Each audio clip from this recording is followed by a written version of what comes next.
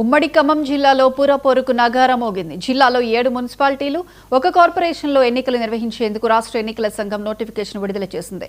కొత్తగా ఏర్పడిన ఏదిలాపురం, కల్లూరు, వైరా, మదిర, సత్తుపల్లి, ఇల్లందు, అశ్వారావుపేటతో పాటు కార్పొరేషన్గా రూపాంతరం చెందిన కొత్తగూడెంలలో ఎన్నికలు జరుగుతాయి.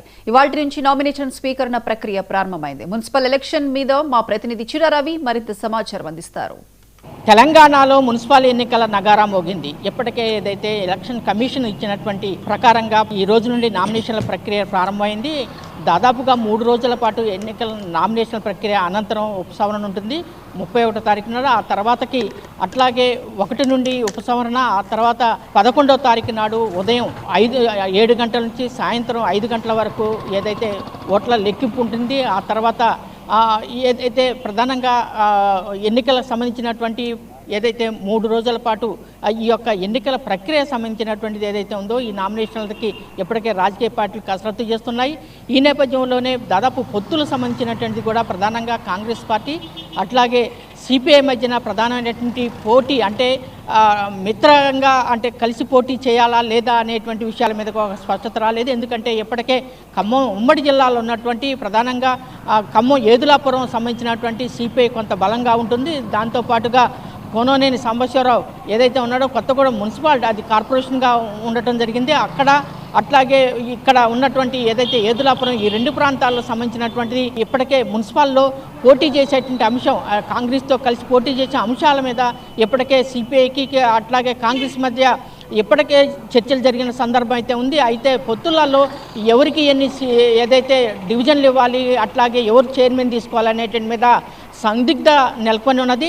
ఈ నేపథ్యంలోనే ఎవరికి వారు విడిగా అంటే పొత్తులు కుదరని పక్షంలో విడిగానే పోటీ చేయాలనేటువంటి అవకాశం కూడా, ఆలోచన కూడా కాంగ్రెస్ కానీ ఇటు సిపిఐ కూడా ఉన్న సందర్భం అయితే నెలకొనింది. దీంతో పాటుగా ప్రధానంగా అంటే మున్సిపాలిటీలలో ప్రధానంగా అన్ని మున్సిపాలిటీలలో అట్లాగే కాంగ్రెస్ని గెలిపించుకోవాలని, అట్లాగే ఇప్పటికే రేవంత్ రెడ్డి ముఖ్యమంత్రి అన్ని మంత్రులకు ఇన్ఛార్జీలుగా వేసి గెలుపుకి అన్ని రకాలుగా అభ్యర్థులు అర్హులైనటువంటి వాళ్ళకే, గెలుపు ధీమంగా ఉన్నటువంటి వాళ్ళకే ఇవ్వాలని చెప్పేసి ఒకవైపు కాంగ్రెస్ కసరత్తు చేస్తుంది. రెండో వైపు ఖచ్చితంగా తమకున్నటువంటి బలాన్ని నిరూపించుకోవడం కోసం రెండో వైపు సిపిఐ కూడా బలమైన ప్రయత్నం చేస్తుంది.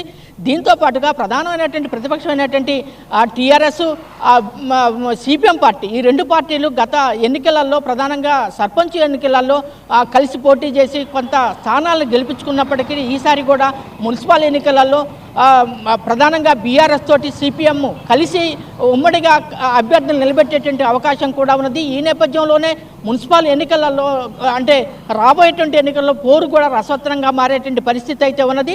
ఏది అయినప్పటికీ కూడా మొత్తంగా బీజేపీ ఒంటరిగా పోటీ చేసేటువంటి అంశాలు కూడా ఉన్నాయి. మొత్తం అంటే ఇప్పటికే టీడీపీకి సంబంధించినటువంటి విషయాలలో టీడీపీ కూడా ఏదైతే మాకు మద్దతు ఇవ్వండి అని చెప్పేసి ప్రధానమైనటువంటి రాజకీయ పార్టీలు కూడా టీడీపీ మద్దతును కూడా కోరుతున్న సందర్భం అయితే నెలకొంది.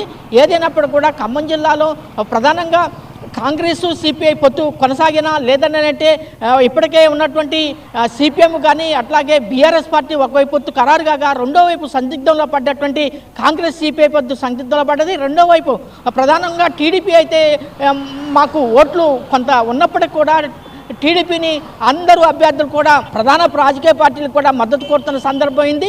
ఏది అయినప్పటికీ కూడా బీజేపీ అయితే ఒంటరిగా అయితే పోటీ చేస్తున్న సందర్భం అయితే నెలకొంది.